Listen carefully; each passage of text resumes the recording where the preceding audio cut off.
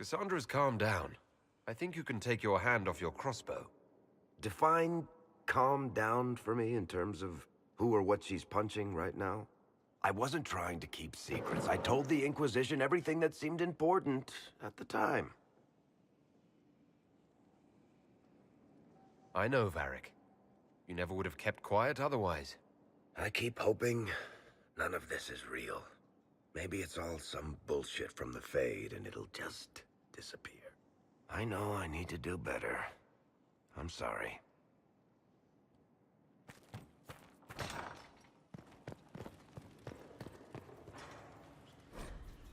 What was this place? So much room for whatever was here. My friend.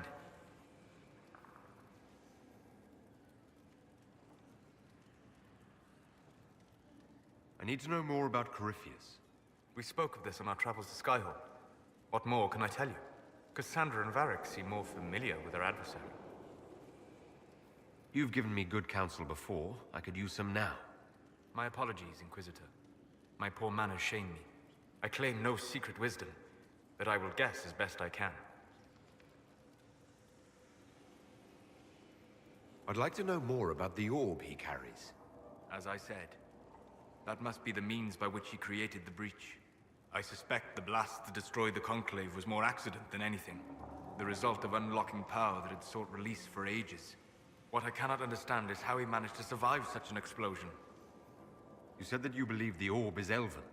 I never would have believed a Devinter mage could unlock such a powerful relic. It clearly enhances his abilities, giving him access to power he should never have known. Like the power to control the Archdemon. Indirectly, one assumes. Nothing in any law connects my people to the old god dragons who became archdemons. What can you tell me about the source of Corypheus's power? According to the law, the ancient Magistars of Devinter received guidance from the old gods. Corypheus commands a false archdemon, a corrupted old god. This suggests he no longer sees himself as their minion.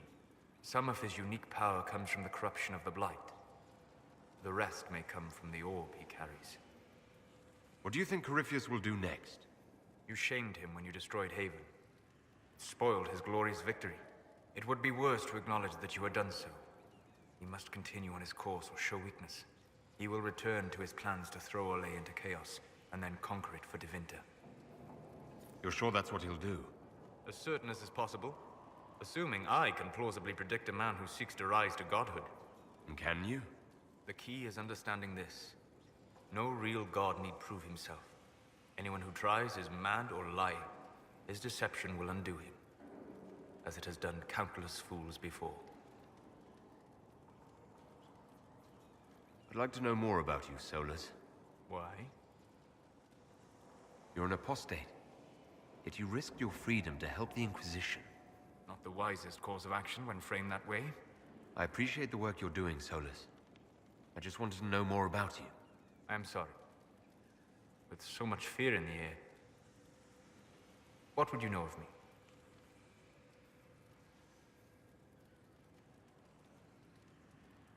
What made you start studying the Fade? I grew up in a village to the north. There was little to interest a young man, especially one gifted with magic. But as I slept, spirits of the Fade showed me glimpses of wonders I had never imagined. I treasured my dreams. Being awake, out of the Fade, became troublesome. Did spirits try to tempt you? No more than a brightly colored fruit is deliberately tempting you to eat it. I learned how to defend myself from more aggressive spirits, and how to interact safely with the rest. I learned how to control my dreams with full consciousness. There was so much I wanted to explore. I gather you didn't spend your entire life dreaming. No. Eventually, I was unable to find new areas in the Fade. Why? 2 reasons. First, the Fade reflects the world around it. Unless I traveled, I would never find anything new. Second, the Fade reflects and is limited by our imaginations. To find interesting areas, one must be interesting. Is this why you joined the Inquisition? I joined the Inquisition because we were all in terrible danger. If Corypheus destroyed the world, I would have nowhere to lay my head while dreaming of the Fade. Ah. Inquisitor, that is why I joined, not why I stayed. I wish you luck. Thank you. In truth, I've enjoyed experiencing more of life to find more of the Fade. How so? You strengthen your body to deliver and withstand punishment. The muscles are an enjoyable side benefit. You have chosen a path whose steps you do not dislike because it leads to a destination you enjoy. As have I.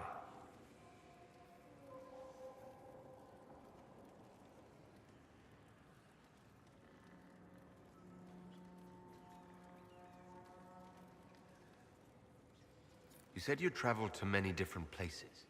This world, or its memory, is reflected in the Fade. Dream in ancient ruins, and you may see a city lost to history. Some of my fondest memories were found in crumbling cities, long picked dry by treasure seekers. The best of the battlefields. Spirits press so tightly on the veil that you can slip across with but a thought. Any place in particular? I dreamt at Ostagar. I witnessed the brutality of the Darkspawn and the valor of the Ferelden warriors. I saw Alistair and the hero Ferelden light the signal fire, and Logain's infamous betrayal of Kaelin's forces. I've heard the stories. It would be interesting to hear what it was really like. That's just it. In the Fade, I see reflections created by spirits who react to the emotions of the warriors. One moment, I see heroic wardens lighting the fire, and a power-mad villain sneering as he lets King Kaelin fall. The next, I see an army overwhelmed and a veteran commander refusing to let more soldiers die in a lost cause.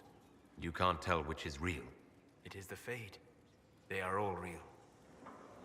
Have you always traveled and studied alone? Not at all. I have built many lasting friendships. Spirits of wisdom, possessed of ancient knowledge, happy to share what they had seen. Spirits of purpose helped me search. Even wisps, curious and playful, would point out treasures I might have missed. I don't know of any spirits by those names.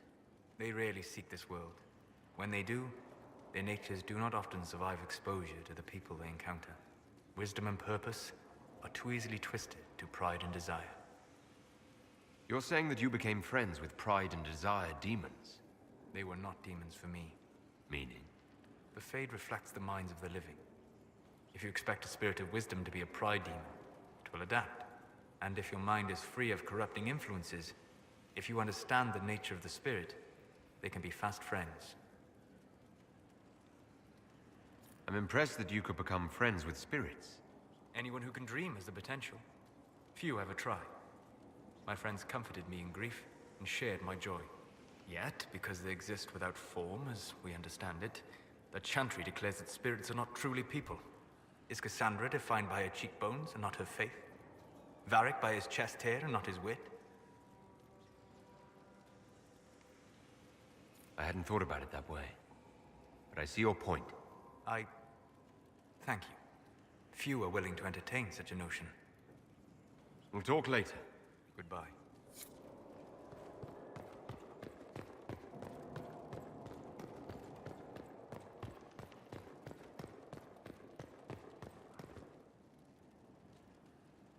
Brilliant, isn't it?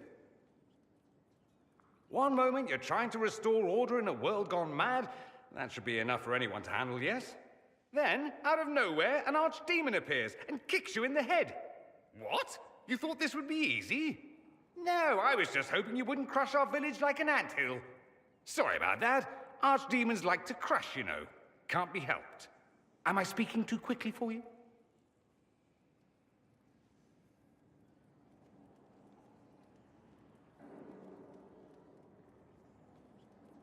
You don't need to worry about me. I can keep up. Yes, I noticed that. Did you now? Certainly. If you were a slack-jawed yokel, you'd already be dead. I always assumed the Elder One behind the Venatori was a Magister. But this is something else completely. In Tevinter, they say the Chantry's tales of Magisters starting the Blight are just that. Tales. But here we are. One of those very Magisters, a dark spawn. Who does the Imperium say started the Blight? You know how it is. Not us. They say Darkspawn were always there. Magisters and the Blight aren't even related. Is that a surprise? No one wants to admit they shit the bed. But if Corypheus is one of the Magisters who entered the Black City and he's Darkspawn, what other explanation is there? We only know what Corypheus claims to be. True.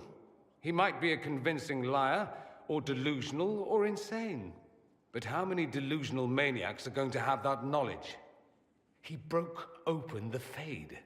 I knew what I was taught couldn't be the whole truth, but I assumed there had to be a kernel of it, somewhere. But no. It was us all along. We destroyed the world. You didn't do anything. Those men did. 1,000 years ago. True, except that one of them is up and walking around right now. Not to mention I have idiot countrymen who would happily follow him down that path again. No one will thank me, whatever happens. No one will thank you either. You know that, yes? We don't know what will happen. Nobody does. An optimist! Such a rare breed. I've stumbled upon a unicorn. All I know is this. Corypheus needs to be stopped. Men like him ruined my homeland. I won't stand by and let him ruin the world.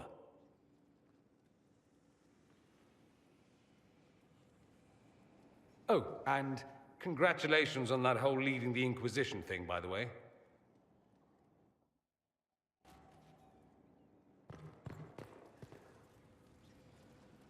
Greetings, Inquisitor. That is your title now, yes? I should thank you.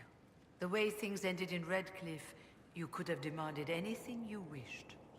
Yet you chose to make us equal partners. I was not expecting that.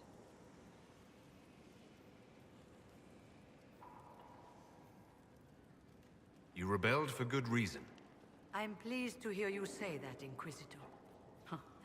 I've been a Grey Warden, Grand Enchanter, leader of a rebellion, and now I am none of those things. Odd where fate takes you, as you're no doubt well aware.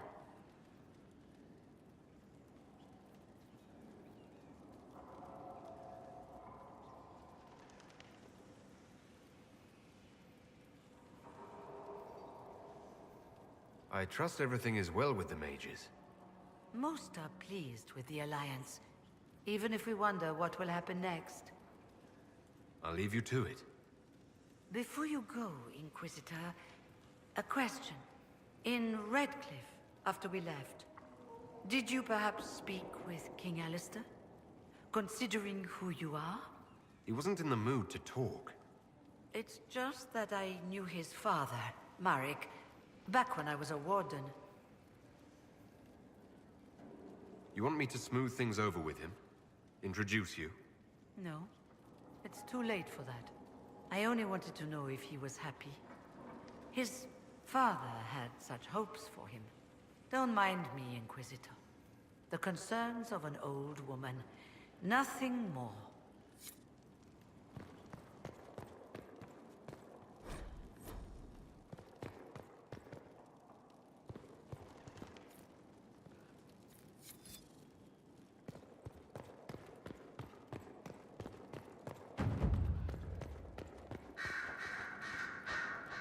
I'm sorry.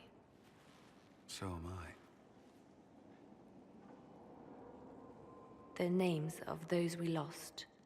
You must blame me for this. We all saw who attacked us. We know exactly who to blame.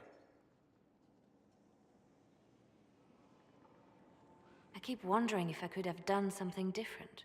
When the first of my lookouts went missing, I pulled the rest back, awaiting more information. If they'd stayed in the field, they could have bought us more time. I was afraid to lose my agents. And instead, we lost Haven. More likely they would have stayed out there, died, and we would have lost Haven anyway. You don't know that. Their lives could have bought Haven a small chance. My people know their duty. They know the risks. They understand that the Inquisition may call upon them to give their lives.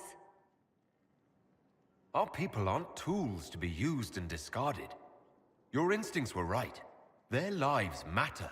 Can we afford such sentimentality? What if Corypheus... We are better than Corypheus.